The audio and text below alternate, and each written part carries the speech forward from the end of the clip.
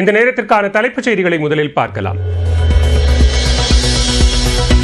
தமிழ்நாட்டில் காவல்துறை சுதந்திரமாக செயல்பட்டு குற்றவாளிகள் யாராக இருந்தாலும் பாரபட்சமின்றி நடவடிக்கை என முதலமைச்சர் மு.க.ஸ்டாலின் விளக்கம். அதிமுக ஆட்சி காலத்தை விட தற்போது குற்றச்சம்பவங்கள் குறைந்துள்ளதாகவும் பேச்சு. முதலமைச்சர் தூத்துக்குடியில் நடந்த சம்பவம், சாத்தான்குளத்தில் நடந்த சம்பவம், இதெல்லாம் மறந்துடக்கூடாது. உங்களை பொறுத்தவரையில் டிவியில் பார்த்து தான் தெரிந்து கொண்டேன் என்று சொல்வதற்கு நாங்கள் தயாராக இல்லை. பேரத்தலைவரே, தைரியம் இருந்தால் நான் பேசும் பதிலை கேட்டுவிட்டு போக வேண்டும். உங்களுக்கு தைரியம் இருந்தால் தைரியம் ஓடுறீங்களா?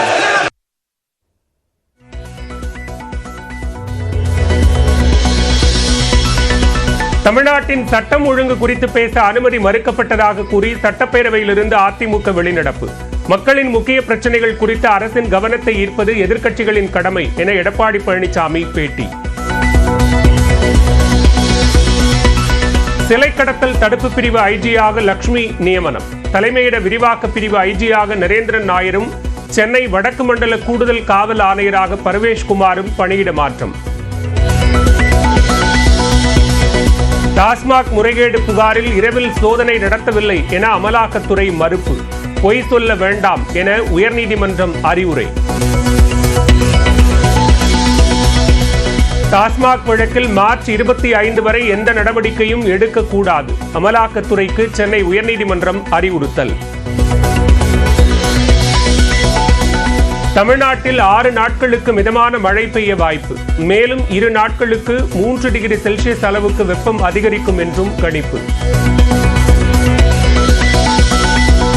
எப்போதும் இல்லாத வகையில் எதிர்க்கட்சி எம்பிக்களின் உடையில் புதிதாக குறையை கண்டுபிடித்தார் சபாநாயகர் என திமுக எம்பி கனிமொழி புகார். எதிர்க்கட்சிகளே இல்லாமல் அவையை நடத்த வேண்டும் என மத்திய அரசு நினைப்பதாகவும் குற்றச்சாட்டு. இல்ல, அவங்களுக்கு உடையும் பிரச்சனை இல்லை, டீலிமிட்டேஷனும் பிரச்சனை இல்லை. எதிர்கட்சிகளே இல்லாமல் ஒரு அவையை நடத்த வேண்டும் என்று அந்த எண்ணத்திலே இருக்காங்க. எதிர்கட்சிகளே அவர்களுக்கு பிரச்சனை தான், எதிர்கருத்துகளும் பிரச்சனை தான். அதிமுகவை காப்பாற்றுவதற்காகவே அமைச்சர் சேகர்பாபு சட்டப்பேரவையில் தன்னை விமர்சித்ததாக தமிழக வாழ்வுரிமை கட்சித் தலைவர் வேல்முருகன் குற்றச்சாட்டு. அதிமுக முன்னாள் அமைச்சர்களுடன் சேகர்பாபு நெருக்கமாக இருப்பதாகவும் விமர்சனம். மதுரை நத்தம் பறக்கும் பாலத்தில் நின்ற லாரி மீது மோதி அப்பளம் போல் நொறுங்கிய கார் ஓட்டுநர் உயிரிழந்த நிலையில் 2 குழந்தைகள் உட்பட 7 பேர் காயம். சேலம் ரவுடி ஜான் கொலை வழக்கில் சரணடைந்த ஜீவகன் மற்றும் சலீமுக்கு ஏப்ரல் 3ஆம் தேதி வரை சிறை.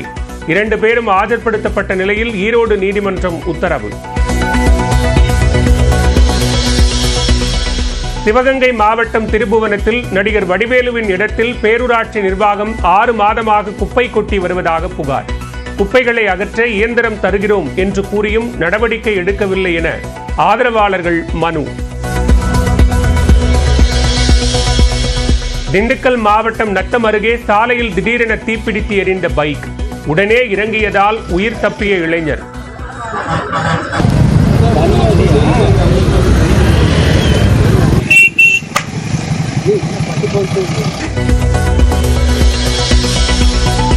திருவள்ளூர் மாவட்டத்தில் அமேசான், பிளிப்கார்ட் குடவுன்களில் சோதனை. 36 லட்சம் ரூபாய் மதிப்பிலான தரமற்ற பொருட்கள் பறிமுதல்.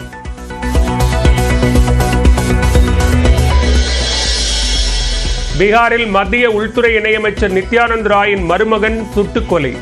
மருமகள்களுக்கிடையே ஏற்பட்ட பிரச்சனையில் மற்றொரு மருமகன் வெறிச்செயல். சத்தீஸ்கரில் 2 இடங்களில் என்கவுண்டர். 22 மாவோயிஸ்டுகள் சுட்டுக் கொல்லப்பட்டனர். ஐபிஎல் போட்டிகளின் போது பந்தில் எச்சில் தடவ விதிக்கப்பட்ட தடை நீக்கம். கொரோனா காலத்தில் விதிக்கப்பட்ட தடையை விலக்கிக் கொண்டது பிசிசிஐ.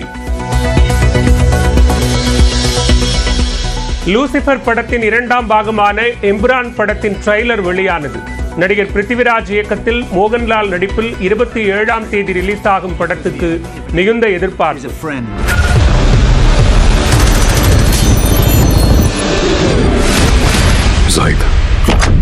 Zaid Masood.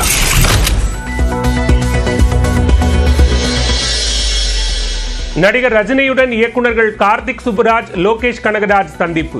ஜெயிலர் 2 படப்பிடிப்பு போட்டோவை வெளியிட்ட தயாரிப்பு நிறுவனம். சென்னையில் தங்கம் விலை சவரனுக்கு 160 ரூபாய் அதிகரிப்பு. புதிய உச்சம் தொட்டு 66,480 ரூபாய்க்கு விற்பனை. தமிழ்நாட்டில் காவல்துறை சுதந்திரமாக செயல்படுவதாக கூறிய முதலமைச்சர் மு.க.ஸ்டாலின் அதிமுக ஆட்சி காலத்தை விட தற்போது குற்றச்சம்பவங்கள் குறைந்திருப்பதாக தெரிவித்துள்ளார். சட்டப்பேரவையில் நேரமில்லாத நேரத்தின் போது சட்டம் ஒழுங்கு பிரச்சினை குறித்து பேச அனுமதிக்க வேண்டும் என்று எதிர்க்கட்சி தரப்பில் அவைத் தலைவரிடம் கோரிக்கை வைக்கப்பட்டது. அப்போது முன்கூட்டியே அனுமதி பெற்றிருந்தால்தான் அமைச்சர்களால் பதிலளிக்க முடியும் என அவை முன்னவர் கூறினார். இதற்கு எதிர்க்கட்சிகள் எதிர்ப்பு தெரிவித்து அமளியில் ஈடுபட்ட நிலையில் முக்கியமான பிரச்சினை என சொல்வதால் எதிர்க்கட்சி தலைவரை பேச அனுமதியுங்கள் என்று சபாநாயகரிடம் முதலமைச்சர் தெரிவித்தார். அப்போது பேசிய எதிர்க்கட்சித் தலைவர் எடப்பாடி பழனிசாமி ஒரே நாளில் 4 கொலைகள் நடந்திருப்பதாகவும் மக்கள் வெளியில் நடமாட முடியாத நிலை உள்ளதாகவும் குற்றம் சாட்டினார். குறுக்கிட்ட அவை முன்னவர் துரைமுருகன் சம்பவத்தை கூறி அரசின் கவனத்தை ஈர்க்க வேண்டுமே தவிர பொதுவாக குற்றம் சாட்டுவது சரியாக வராது என்றார். இதனைத் தொடர்ந்து முதலமைச்சர் பதிலளிக்க தொடங்கியதும் அதிமுக உறுப்பினர்கள் அமளியில் ஈடுபட்டு வெளிநடப்பு செய்தனர். அப்போது பேசிய முதலமைச்சர் தைரியம் இருந்தால் தான் சொல்வதை கேட்டுவிட்டு செல்ல வேண்டும் என கூறினார். சாத்தான் குளத்தில் நடந்த சம்பவம் இதெல்லாம் மறந்துடக்கூடாது. உங்களை பொறுத்தவரையில் டிவியில் பார்த்து தான் தெரிந்து கொண்டேன் என்று சொல்வதற்கு நாங்கள் தயாராக இல்லை. பேரத்தலைவரே, தைரியம் இருந்தால் நான் பேசும் பதிலை கேட்டுவிட்டு போக வேண்டும். உங்களுக்கு தைரியம் இருந்தால் ஓடுறீங்களா? தொடர்ந்து பேசிய முதலமைச்சர் இபிஎஸ் முன்வைத்த குற்றச்சம்பவங்கள் குறித்து விளக்கம் அளித்தார். குறிப்பாக ஈரோடு கொலை சம்பவம் குறித்து விரிவாக பேசினார். கிச்சிப்பாளையத்தை சார்ந்த சரித்திர பதிவேடு குற்றவாளி சென்றதுடன் கடந்த 2020ஆம் ஆண்டு சேலம் மாநகரில் கொலை செய்யப்பட்ட வழக்கில் சாணக்கியன் 2வது எதிரி என்பதாக அதுக்கு பழி வாங்குகிற நோக்கத்தில் இந்த சம்பவம் நடந்திருக்கலாம்னு முதற்கட்ட விசாரணையில தெரியுது. காவல்துறை சுதந்திரமாக செயல்பட்டு வருவதாக கூறிய முதலமைச்சர் எந்த கட்சியாக இருந்தாலும் பாரபட்சமின்றி நடவடிக்கை எடுக்கப்பட்டு வருவதாக கூறினார். கடந்த 2023ஆம் ஆண்டு 49,280 இருந்த கொலை, கொள்ளை முயற்சி உள்ளிட்ட குற்றங்கள் 2024ஆம் ஆண்டில் 31,498 குறைந்துள்ளது என்று முதலமைச்சர் தெரிவித்தார்.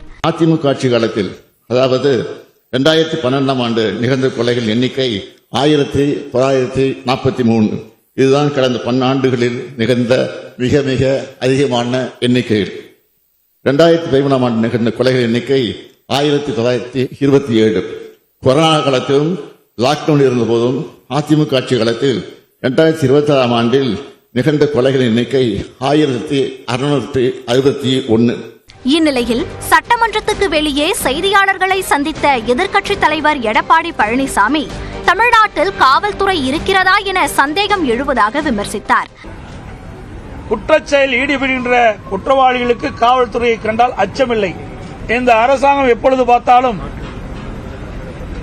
குற்றம் நடந்தால் கைது செய்கிறோம் என்று சொல்லி பொறுப்பை தட்டி கெழுப்பது, அதுதான் ஒவ்வொரு முறையும் நாங்கள் கேட்கின்ற கேள்விக்கு பதிலாக இருக்கின்றது. தமிழகத்தில் காவல்துறை ஒன்று இருக்கின்றதா என்ற கேள்வி இப்பொழுது எழுந்திருக்கின்றது. சட்டம் ஒழுங்கை காக்க அரசு தவறினால் தமிழ்நாட்டு மக்கள் கொதித்தெழும் சூழ்நிலை உருவாகும் என்றும் எடப்பாடி பழனிசாமி குறிப்பிட்டார். தொகுதி மறுசீரமைப்பு தொடர்பாக விவாதிக்க கோரி டி-ஷர்ட்டுடன் எதிர்க்கட்சிகள் நாடாளுமன்றத்திற்குள் அமளியில் ஈடுபட்ட நிலையில் 2 அவைகளும் நாள் முழுவதும் ஒத்திவைக்கப்பட்டன. நாடாளுமன்றத்தில் தொகுதி மறுசீரமைப்பு தொடர்பாக விவாதிக்க கோரி எதிர்க்கட்சிகள் கோரிக்கை வைத்தனர். குறிப்பாக திமுக நாடாளுமன்ற குழு தலைவர் கனிமொழி ஒத்திவைப்பு நோட்டீஸ் கொடுத்திருந்தார். இந்நிலையில் திமுக உறுப்பினர் தொகுதி மறுசீரமைப்பு தொடர்பான வாசகங்கள் அடங்கிய டி-ஷர்ட் அணிந்து நாடாளுமன்ற வளாகத்தில் போராட்டம் நடத்தினர். தமிழ்நாட்டுக்கு துரோகம் செய்யாதே, தமிழ்நாட்டுக்கு துரோகம் செய்யாதே, தமிழ்நாட்டுக்கு துரோகம் செய்யாதே, தமிழ்நாட்டுக்கு துரோகம் செய்யாதே, ஒருமைப்பாடு உடைந்து போகும், ஒருமைப்பாடு உடைந்து போகும், உன் போக்கில் விட்டா, உன் போக்கில் விட்டா இந்தியா துண்டு துண்டாகும். இதனைத் தொடர்ந்து அவைக்குள் சென்ற எதிர்க்கட்சி எம்பிக்கள் தொகுதி மறுசீரமைப்பு விவாதம் குறித்து விவாதம் நடத்த கோரி முழக்கங்களை எழுப்பினர். அப்போது அவையின் மாண்புகளை திமுக எம்பிக்கள் குலைப்பதாக கூறி மக்களவையை 12 மணி வரை சபாநாயகர் ஓம் பிர்லா ஒத்திவைத்தார். பின்னர் அவை கூடியதும் எதிர்க்கட்சிகள் அமளியில் ஈடுபட்டதால் மக்களவை 2 மணி வரை ஒத்திவைக்கப்பட்டது. இதேபோன்று மாநிலங்களவையிலும் எதிர்க்கட்சிகள் அமளியில் ஈடுபட்டதால் அவை 2 மணி வரை ஒத்திவைக்கப்பட்டது. இதனைத் தொடர்ந்து மதியம் 2 மணிக்கு இரு அவைகளும் கூடின. அப்போதும் உறுப்பினர்கள் அமளியில் ஈடுபட்டனர். இதனால் இரு அவைகளும் நாளை காலை 11 மணி வரை ஒத்திவைக்கப்பட்டன.